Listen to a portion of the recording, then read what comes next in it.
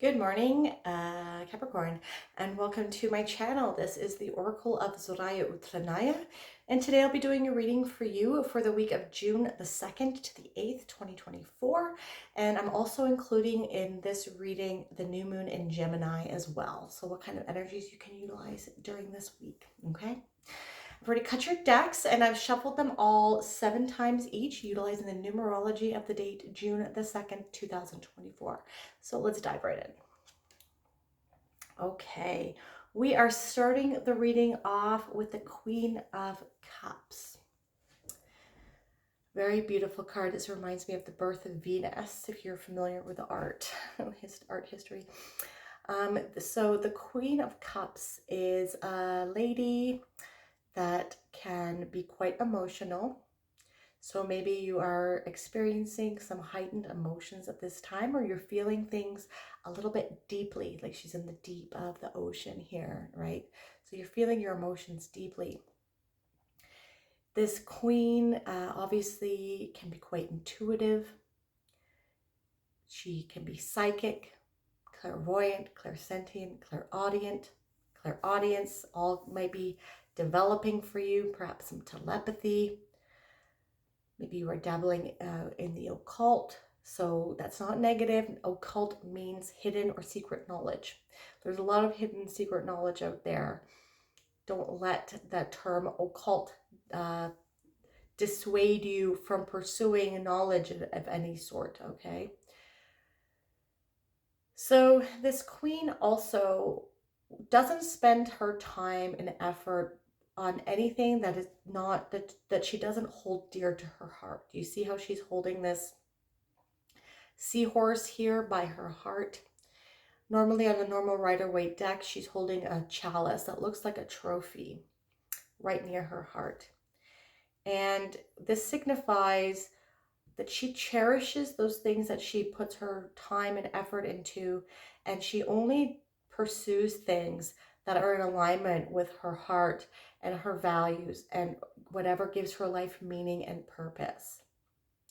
So perhaps you are going through some things right now. You are maybe being faced with realizing perhaps that some aspects of your life are not in alignment with your heart and your values, and it might be making you a little bit emotional. So this is totally normal. This is how we figure out what is in alignment with us and what is not.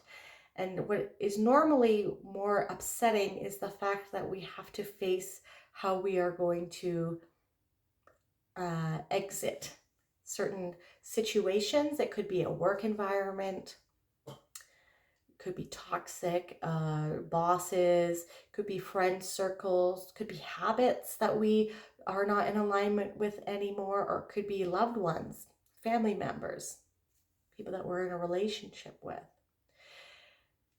What is unsettling is how we are going to go forward, and what is going to be our strategy on how we are going to shed these people, places, or things that are not in alignment with us. Because we, going forward in this new age, going into the age of Aquarius, we are being called to really step into and align ourselves with what gives us meaning and what our values are, and sticking with those boundaries. Next, we have the Ten of Pentacles. So utilizing your emotional state and maybe your intuition and your psychic abilities and your extrasensory abilities, aligning yourself with things that give your life meaning, is going to set you up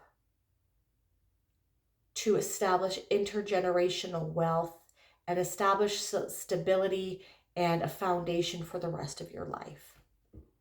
But you have to do this inner work, and you have to shed things that do not serve you and things that are not in alignment with your values and your true essence.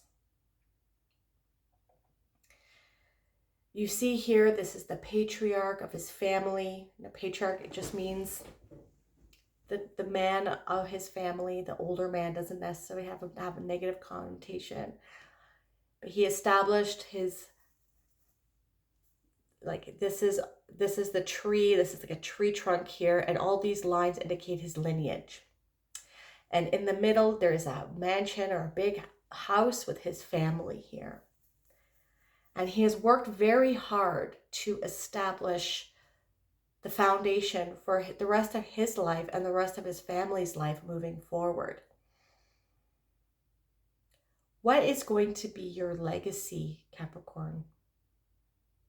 How do you want to be remembered by not only your family and your loved ones, but by society or by your community? This is another aspect of living in your true essence and being in alignment with your higher purpose. Why are you here, Capricorn? What is your mission? What is your vision of life, and what kind of legacy do you want to establish for yourself and for your family? This is very important questions and has connotations that can impact the rest of your life, and not only your life, but also the life of your children and your children's children and your children's children's children. Okay. There's great abundance and wealth available to you. Yes, it's going to be work, but if you are aligning yourself with something that is giving your life purpose and it's in alignment with your values and gives your life meaning, it's not going to feel like work. It's going to feel like you're just doing what you're here to do. You're tapping into your mission in life. And that shouldn't feel like work. It's like you have to do it. You have a compulsion to do this. You're being pulled in a certain direction. Can you feel it with your intuition? You should be able to with this Queen of Cups. See how like the current is pulling her hair in a certain way? You're being pulled in a certain direction. You need to start listening to the signs of the universe that the universe is giving to you, because abundance is readily available to everyone if they see the opportunity that the universe is trying to give them.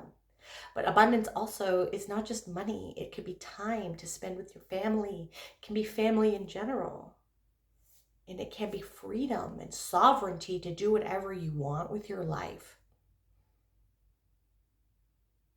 Okay. Or to abundance of knowledge, like to educate yourself and to expand your horizons as to what the universe is and how you can tap into your full potential.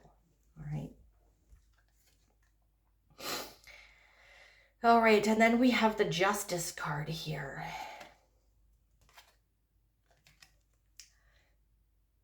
Another beautiful card. So the Justice card. So since we have the Queen of Cups here, I could say that you could possibly have a Libra coming in for you if you're looking for love. That's all I'm going to say about that. I don't usually spend too much time on love. I like to do personal development readings more so. So you're cutting through things that do not serve you anymore. And whenever I get the Justice card, so there could be also some sort of legal, because we have the 10 of Pentacles here, you could be getting some sort of legal clarity with respects to if you're, some of you, since this is general reading, some of you might be going through some sort of legal situation.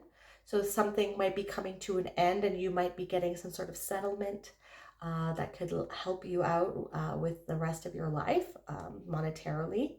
So that's nice for some of you.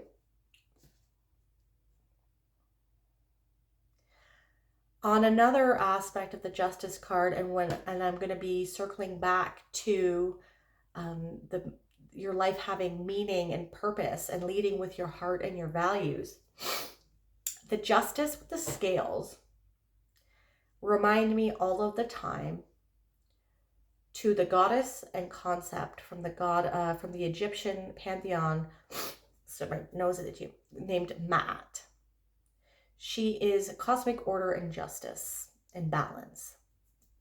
And when you die, she is the one that is responsible for weighing your heart against a feather. And when you have led a life that is of pure intention, that you've led your life with living your values, and you reached your highest potential, and you sought after your highest good, then that would determine that, so your heart would be lighter than a feather, and that would determine which direction you would go in the afterlife. If you did not lead a life of pure intention, and you did not live up to your true potential, and you took advantage of other people and whatnot, then your heart would be heavier than a feather, and that would determine the direction in the afterlife as well. So you're being asked to lead with your heart. Make your heart lighter than a feather.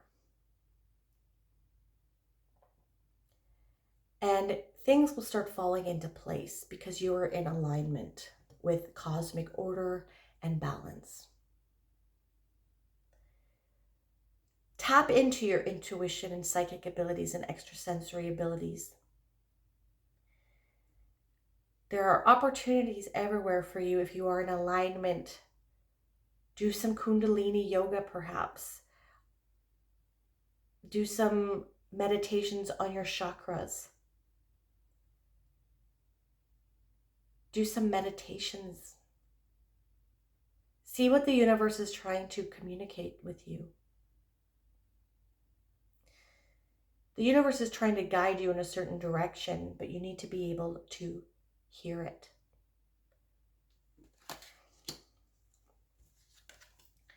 With the Queen of Cups, we have the Queen of Spears, so the Queen of Wands, putting things into action.